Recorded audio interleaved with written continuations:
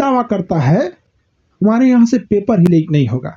अरे दोबारा लीक हो गया तुम्हारे यहाँ से NTA. NTA never trustable agency. और एनटीए के अधिकारी आप लोग को पता है कि आपको कुछ होने वाला नहीं है। 10 दिन अखबार में चलेगा, 10 दिन भी कहा, मीडिया वालों को एक हफ्ता में दूसरा मुद्दा मिल जाएगा। अभी देखिएगा ना, दूसरा को जब ईरान उरान मार देगा, उधर इजराइल अमेरिका चल ही रहा है, ये आप लोग का भविष्य छोड़ देंगे सब, तो यही छोड़ देंगे यहाँ पे। तो ये तो हाल है कि ना किसी को सजा होने वाली है, ना किसी को सजा, अगर पकड़, एक तो पहली बार सजा होना दूर बात है, पकड़ा ही जाए यही बहुत बड़ी बात है। सबसे हास्यास्पद बात देखिए इसमें, सबसे जब आपको क्या चीज मिलेगा, नीट यूजी जो पेपर 2026 से रद्द हो गया, पेपर लीक की खबर के बाद परीक्षा रद्द किया गया। मतलब इन लोग को खबर नहीं लगा था। पेपर लीक की खबर सबसे पहले बच्चों में लगा था।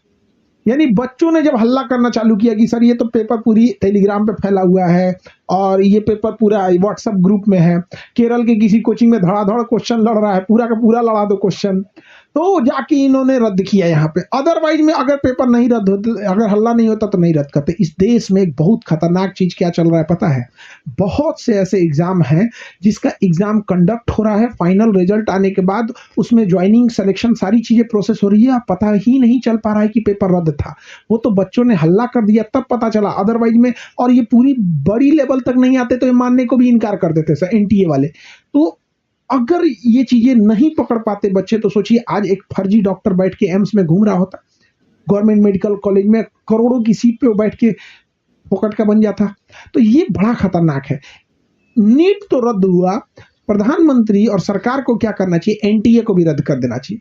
पता नहीं किस गधे लेवल के लोगों को नीट पेपर कराने की जिम्मेदारी दे दी गई है। इनको बोलिए गर्मी का दिन चल रहा है, नारियल पानी ले ठेला पे बेचे, सिकंजी वगैरह ये लेके चले आए लोग एनटीए में। पता नहीं कहां से पकड़ के लाया इन गधे गधे लोगों को जो पेपर कराने बैठ गए हैं। भाई आपसे पेपर नहीं लीक रुक रहा है, कहां का तरीका है आप? हाँ? इसके अलावे आप अगर गौर करके देखते हैं तो आप कंफ्यूज हो जाएंगे कहां से इसे रोका जाए। देखिए कुछ कोचिंग वालों ने धंधा बना दिया है, पेपर जहां से लीक होता है और स्टूडेंट के बीच में डायरेक्ट कनेक्शन नहीं होता है, तो पेपर लीक कराता कोई और है, बहुत बड़ा पैसे वाला होगा, बहुत अंदर तक पहुंच होगी, उसे कानून का डर नहीं होगा, इतना बड़ा वो रसूखदार होगा, तो वो इंसान किसी कोचिंग में पढ़ने वाले बच्चों से क्या ही बात करेगा? बात नहीं करेगा वहां पे। तब बच्चों से कौन बात करेगा? तो कोचिंग पढ़ा रहे कुछ कोचिंग वाले इसमें अपनी पूरी तरह जमीर बेच देते हैं, पूरी कोचिंग को धंधा बना लेते हैं। अब ये यहां से बच्चे और ये माफियों के बीच में, क्वेश्चन लीक करने के बीच में एक ब्रिज का काम कर देते हैं। तो इन कोचिंग वालों में जो इनडायरेक्टली भूमिका रहती है उनकी जांच सबसे ज्यादा जरूरी है। बिना कोचिंग के इनडायरेक्टली इन्वॉल्वमेंट के क्वेश्चन पेपर लीक कराने वाला कभी स्टूडेंट तक नहीं पहुंच पाएगा। जब तक बीच में कोचिंग वाले इन्वॉल्व ना हो, हम सारे लोगों के ऊपर उंगलियां नहीं उठा रहे हैं, लेकिन ये हर बच्चे सोच के देखिए कि आखिर यहां तक पहुंच किसी एक बच्चे का नहीं। अरे एक बच्चे का तो मोबाइल चोरी हो जाता है, बेचारा थाने में रिपोर्ट लिखवाते परेशान हो जाता है। वो ये नहीं सोचता मेरा मोबाइल मिलेगा, भैया रिपोर्ट लिख लो, इससे कोई गलत काम ना हो जाए। एक बच्चा ट्रेन में रिजर्वेशन नहीं करा पा रहा है अपना, पर भी उसकी इतनी पहुंच नहीं है कि रिजर्वेशन करा ले, वो पेपर क्या लीक करा पाएगा यहाँ? यह इसकी जांच होनी चाहिए और इसे दिया गया है सीबीआई को। भैया ये कहिया का जांच करके किस चीज का रिपोर्ट दिया है सीबीआई, किसको पहुंचाया है यहाँ पे? अब ये एक हफ्ते बाद सीबीआई बंद हो जाएगी, यहाँ पे कोई इसको जांच करके किसी स्टूडेंट को नहीं मिलेगा। और सीबीआई जब तक जांच करके और उन मुजरिमों तक पहुंचेगी तब तक उन लोगों का एमबीबीएस कंप्लीट होकर डॉक्टर बन चुके रहेंगे। तो इससे हटाकर इसे सुप्रीम कोर्ट के जजेस की बेंच को देना चाहिए और डायरेक्ट प्राइम मिनिस्टर ऑफिस को इन दोनों के बीच में इन दोनों को जांच करने की जिम्मेदारी देनी चाहिए। आयोग बने सुप्रीम कोर्ट के रिटायर्ड जज का और पीएमओ को रिपोर्ट सौंपे ताकि प्रधानमंत्री तक को यह खबर हो।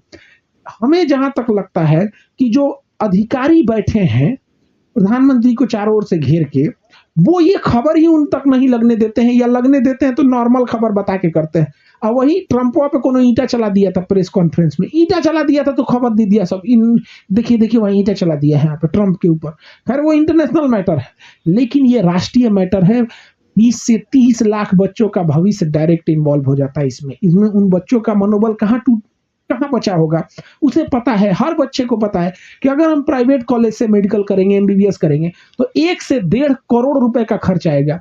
तो वो उसको लग रहा है कि 15-20 लाख में पेपर कहीं बिक रहा है, वहां से ले लेते हैं, 1.5 करोड़ तो बच जाएगा यहाँ, और पैसे देने वालों की तो कमी नहीं है। तो ऐसे ही लोग जाएंगे वहां पे, फिर हम इलाज में पता चलेगा कोई मर रहा है।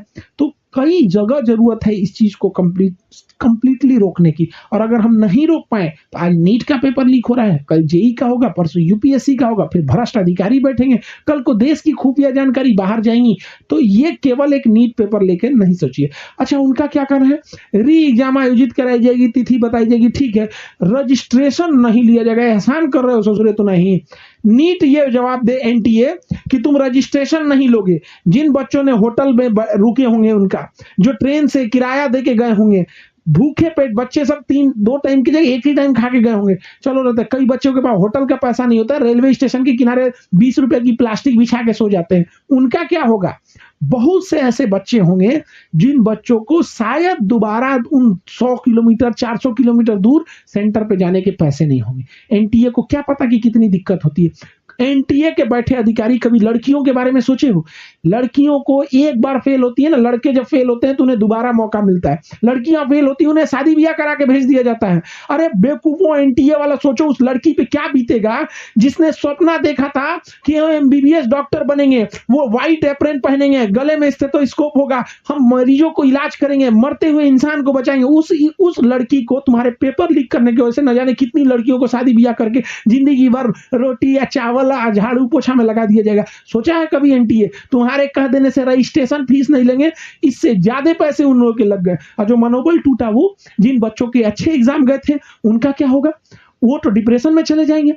जितना पढ़ने में बच्चा ज्यादा अच्छा होगा उतना ज्यादा एग्जाम से उसको डर लगेगा, क्योंकि वो एग्जाम की गहराई को समझ रहा है, क्वेश्चन के टफनेस को समझ रहा है। वो कहां से लौटा सकते हो एनटीए, जरा बताओ तो। यहाँ पे री एग्जाम केंद्र को बताया, हाँ बताओ ना भैया, तुम्हें सेंटर पे क्या तो तुम्हारा पूरा बॉडी चेक होगा, ससुरे तुम एक्सरे करा ले, अल्ट्रासाउंड एमआरआई करा के ले जाओ तुम एग्जाम दिलाने, लेकिन जो पेपर लीक करा रहा है उसका क्या करोगे?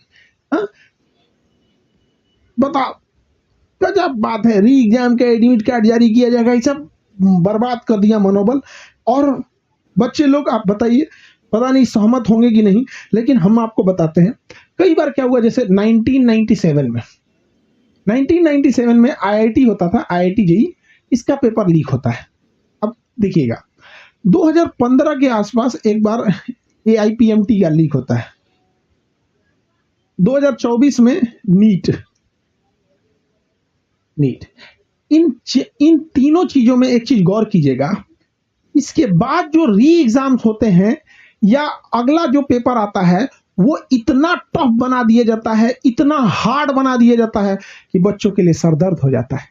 आप इस चीज को, ये दर्द केवल एक बच्चा फील कर सकता है या जो उसको पढ़ाने वाला टीचर है वो फील कर सकता है। आपको पता है, हम लोग बता रहे हैं ना, दिल पे हाथ रख के बताते हैं, एनटीए हो या कोई भी एजेंसी जो एग्जाम कंडक्ट कराती है, जब पेपर लीक होता है, री एग्जाम की बात होती है ना, यहाँ डर लगता है कि बच्चों से अब ये दुश्मनी निकाला जाएगा, बच्चों से इतना टफ क्वेश्चन दिया जाएगा ये कह के कि तुमने ही ना पता किया था कि टेलीग्राम पे पेपर है, तुमने ना बताया था, क्यों बताया था, ले पेपर ले, इतना जान निकाल दिया जाएगा। और हम तो इतना कहते हैं कि जब इस नियत से क्वेश्चन बनाया जाए कि तुम्हें तुम्हारी हैसियत दिखा दिया जाएगा तो कोई पास नहीं हो सकता है। हम तो यही कहते हैं कि एनटीए में बैठा इंसान, हम लोग कहते हैं कि चलो सेट करते हैं क्वेश्चन, तू ये बता के दिखा दे। जब क्वेश्चन सेट करने का नियत ही परीक्षा नहीं बल्कि दुश्मनी हो जाएगा तो निकाल ही देगा आदमी कहीं ना कहीं से। तो बच्चे लोग को भुगतना पड़ता है, हर बच्चे को डर इस बात का है, या मेरा इस बार भी रद्द कर दिया। सोचो जो बच्चे अभी 11th में, जो अगली बार एग्जाम देंगे 2027 में देंगे, वो तो डरने लगे, क्योंकि उन्होंने तकलीफ देखा था 2024 में जब पेपर लीक हुआ था, तो 2025 के क्वेश्चन में रुला दिया गया था उन लोग को। वो बच्चे रोए थे। तुम्हें नहीं पता है ना, हॉस्टल जाके नहीं देखे, अभी हॉस्टल में जाके देखना क्या होता है। बच्चे छत पे जाने के बाद ना अकेले में रोते हैं, पता नहीं माँ बाप का सपना पूरा कर पाएंगे। किसी बच्चे का, किसी पिता का खेत गिरवी रखा गया है, किसी के पिताजी मजदूरी कर रहे हैं। अरे गधों, एनटीए के भ्रष्ट अधिकारियों, कई बच्चों की माओ के मंगलसूत्र गिरवी रख दिए गए। बेशर्मो, तुमको अभी भी पेपर लीक कराने में शर्म नहीं लगता है?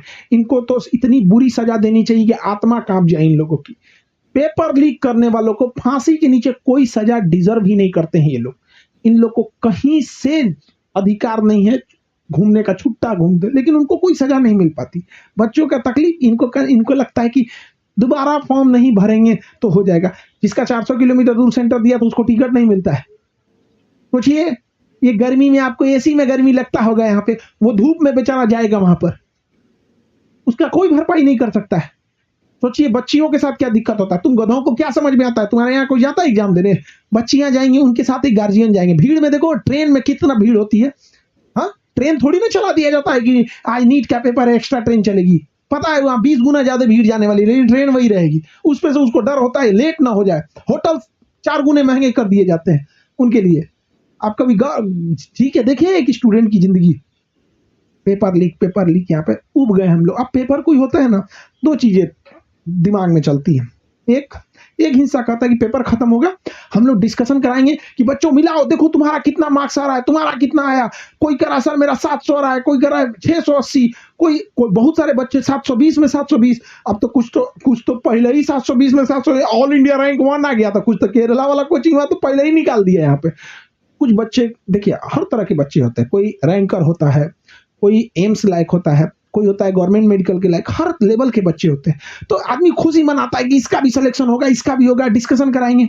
और दिमाग में एक हिस्सा ये कहता है कि 1-2 दिन बाद कहीं वो खबर ना आ जाए कि पेपर लीक हुआ था। पता है, जब एग्जाम खत्म होता है, हर बच्चों से पूछ के देखना, एनटीए जब बच्चा एग्जाम खत्म होता है ना, अगले 1 हफ्ता तक जब वो सुबह उठता है तो व्हाट्सएप के नोटिफिकेशन में उसको डर लगा होता है कि कहीं पेपर लीक की खबर ना आ जाए। तुम्हें क्या पता चलेगा यहाँ पर? तो सीबीआई के बस की बात है नहीं, और ना ही सीबीआई इसकी जांच कर पाएगी, और एनटीए के बस का नहीं है कि नीट कैंसिल करा दे। नीट कैंसिल हुआ है, साथ साथ एनटीए को भी रद्द करके कोई जिम्मेदार एजेंसी को देनी चाहिए, जिसके पास ये क्षमता हो ये पेपर लीक ना हो और अच्छे ढंग से पेपर करा सुनने की। जिन बच्चों